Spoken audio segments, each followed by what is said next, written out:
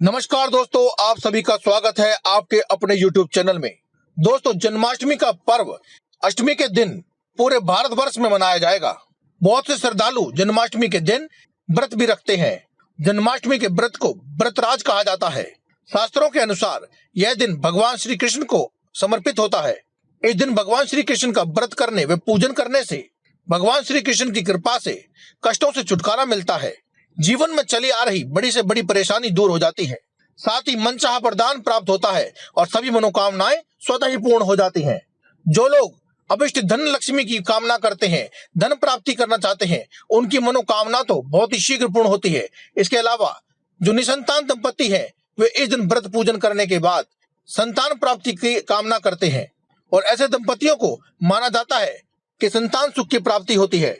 कुंवारी कन्याएं इस व्रत को अवश्य करती हैं। इससे कुंवारी कन्याओं के विवाह में आ रहे विलंब टल जाते हैं। वे किसी भी प्रकार की अड़चन हो तो वह स्वतः ही दूर हो जाती है। जन्माष्टमी के दिन कुंवारी कन्याओं के द्वारा किए गए इस व्रत को करने से जल्द विवाह के योग बन जाते हैं। जन्माष्टमी के व्रत को व्रतराज कहा जाता है। जन्माष्टमी के दिन व्रत करने से 1000 एकादशियों के व्रत करने के बराबर का पुण्य फल प्राप्त होता है। जन्माष्टमी का व्रत मात्र करने से कई जन्मों के पाप व कष्ट मुक्त हो जाते हैं और एकादशी पर अन्न खाने का दोष भी मुक्त हो जाता है। शास्त्रों के अनुसार जो लोग स्वस्थ होते हैं और जन्माष्टमी का व्रत नहीं करते हैं, उन्हें मृत्यु के पश्चात नरक का भोग करना होता है। दोस्तों, जन्माष्टमी का व्रत भगवान श्री कृष्ण को प्रसन्न करने के लिए बहुत ही खास माना जाता है। दोस्तों, आज की इस वीडियो में हम आपको एक ऐसी खास चीज के बारे में बताने जा रहे हैं जिसे यदि आप जन्माष्टमी के दिन खा लेते हैं तो इससे आपको भगवान श्री कृष्ण की असीम कृपा प्राप्त होती है। भगवान श्री कृष्ण की कृपा से पापों का नाश हो जाए और जब पाप नष्ट हो जाएंगे तो दुर्भाग्य भी सौभाग्य में बदल जाता है। किस्मत साथ देने लग जाती है। जन्माष्टमी के दिन इस एक चीज का सेवन करने मात्र से भगवान श्री कृष्ण के साथ ही धन की देवी माँ लक्ष्मी भी अपनी कृपा बरसाने लगती है और जिस घर में माँ लक्ष्मी की कृपा हो वहाँ किसी भी प्रकार के धन धान्य की कमी नहीं रहती है। माँ लक्ष्मी अपने सभी भक्तों की सभी धन संबंधी समस्याओं को दूर कर देती है। दोस्तों, भगवान श्री कृष्ण का जन्म भाद्रपद मास की कृष्ण पक्ष की अष्टमी तिथि को हुआ था। इस दिन को तब से कृष्ण जन्माष्टमी के रूप से पूरे भारत में मनाया जाता है। जिस समय भगवान श्री कृष्ण का जन्म हुआ था उस समय रात्रि के 12 बज रहे थे और रोहिणी नक्षत्र था, इसीलिए चंद्रमा वृष राशि में गोचर कर रहे थे। इतने सालों के बाद यह दुर्लभ संयोग एक बार फिर बन रहा है। इस बार भी चंद्रमा वृष राशि में गोचर कर रहे हैं, इसीलिए इस बार की जन्माष्टमी को भी बहुत ही खास माना जा रहा है। इस बार जन्माष्टमी पर सर्वार्थ सिद्ध योग भी है। माना जा रहा है इस दुर्लभ संयोग पर आने वाली कृष्ण जन्माष्टमी पर व्रत व पूजन करने वाले सभी भक्तों को भगवान श्री कृष्ण स्वयं ही उनकी सभी मनोकामनाओं को पूर्ति करने के लिए आशीर्वाद अवश्य देंगे। दोस्तों, इस बार कृष्ण जन्माष्टमी पर रात्रि में पूजन करने से भगवान श्री कृष्ण सभी भक्तों पर बहुत ही शीघ्र प्रसन्न होंगे। दोस्तों, भगवान श्री कृष्ण का जन्मोत्सव रात्रि के समय ही मनाया जाता है, इसीलिए आप पहले ही अपने घर में मौजूद मंदिर की साफ सफाई कर लें। मूर्ति आदि है तो उन्हें स्नान करा दें। तस्वीरों को साफ सुथरा कर दें। तस्वीरों को पोंछ देने के बाद मंदिर को अच्छी तरह से लाइट व पुष्प आदियों से जैसे भी आपका मन करे वैसे सजाए और रात्रि में जब आपको पूजन करना हो तो उससे पहले ही स्नान आदि करके स्वच्छ वस्त्र धारण कर लें। हो सके तो पीले या केसरिया रंग के वस्त्र पहनकर भगवान श्री कृष्ण का पूजन करें। यदि आपके पास पीले या केसरिया रंग के वस्त्र ना हो तो बस केवल काले व नीले रंग के अशुभ वस्त्रों को छोड़कर किसी भी प्रकार के सात्विक वस्त्रों का धारण करें और भगवान श्री कृष्ण की रात्रि बेला में पूजन करें। रात्रि पूजन के समय सबसे पहले आप अपने मंदिर में एक लाल रंग का कपड़ा बिछा लें। उसके ऊपर एक साबुत खीरा रखें।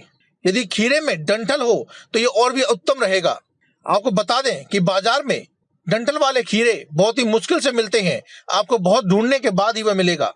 यदि आपको डंठल वाला खीरा ना मिले तो आप सादा खीरा भी रख सकते हैं, लेकिन कोशिश कीजिए कि आपको पहले डंठल वाला खीरा ही मिल जाए।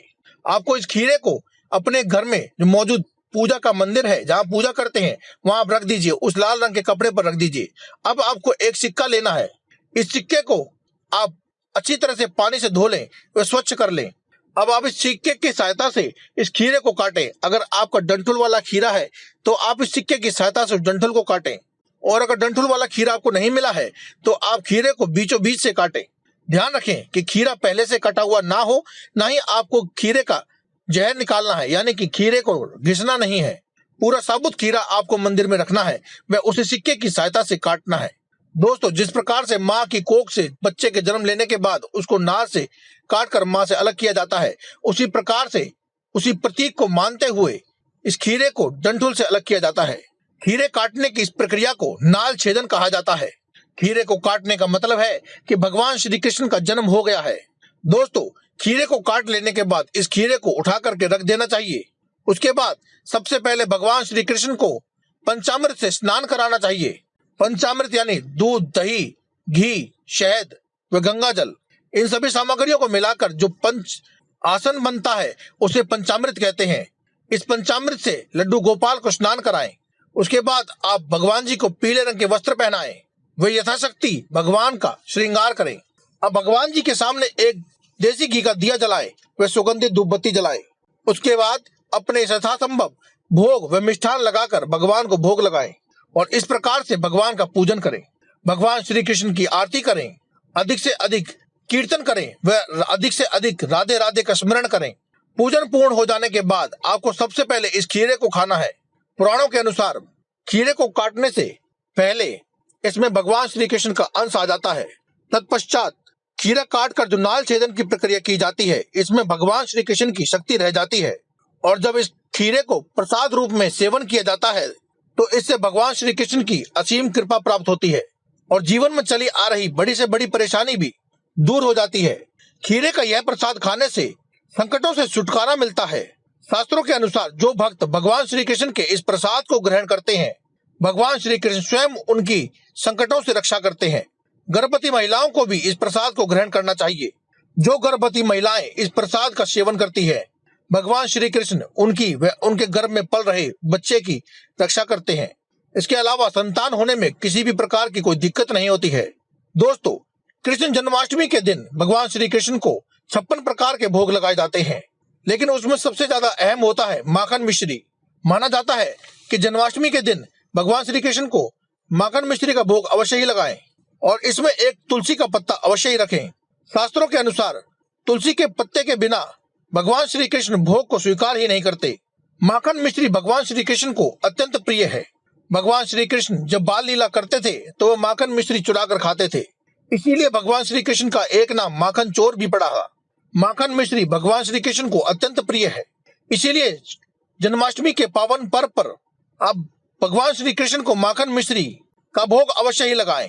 दोस्तों, अब माखन मिश्री का भोग लगाकर भगवान श्री कृष्ण का पूजन अवश्य करें और पूजन पूर्ण होने के बाद इसे प्रसाद स्वरूप ग्रहण अवश्य करें। ऐसा करने से भगवान श्री कृष्ण की कृपा से आपके घर में सदैव सुख समृद्धि बनी रहती है। माँ लक्ष्मी की कृपा से गरीबी और दरिद्रता का नाश होता है। दोस्तों, जन्माष्टमी के दिन इस तरह से माखन मिश्री का सेवन करने से श्री हरि भगवान विष्णु की कृपा अवश्य प्राप्त होती है और मिश्री की तरह ही जीवन में भी मिठास हमेशा ही घुली रहती है। शास्त्रों की माने तो आज के दिन यानी जन्माष्टमी के दिन भगवान श्री कृष्ण को धनिये की पंजीरी का भी भोग अवश्य लगाया जाता है। इसके लिए धनिये के जो साबुत बीज होते हैं उन्हें पीसा जाता है और उसकी पंजीरी बनाई जाती है। इस प्रकार से बनी हुई पंजीरी का भोग भगवान श्री कृष्ण को लगाया जाता है। भोग लगाने के बाद वह भगवान श्री कृष्ण का पूजन करने के बाद इस धनिये की पंजीरी को जो कोई व्यक्ति ग्रहण करता है उसके जीवन में आनंद और उल्लास सदैव के लिए भर जाते हैं। सुख समृद्धि से युक्त जीवन में व्यक्ति जीता ही जीता है। तो दोस्तों, आज की इस वीडियो में केवल इतना ही। कल फिर आपसे मुलाकात होगी एक और नई वीडियो के साथ। तब तक के लिए दे में इजाजत। धन्यवाद। कमेंट बॉक्स में लिखना न भूलें। जय श्री कृष्ण, राधे राधे, हर हर महादेव, जय माँ लक्ष्मी, जय माता दी, जय बजरंगबली।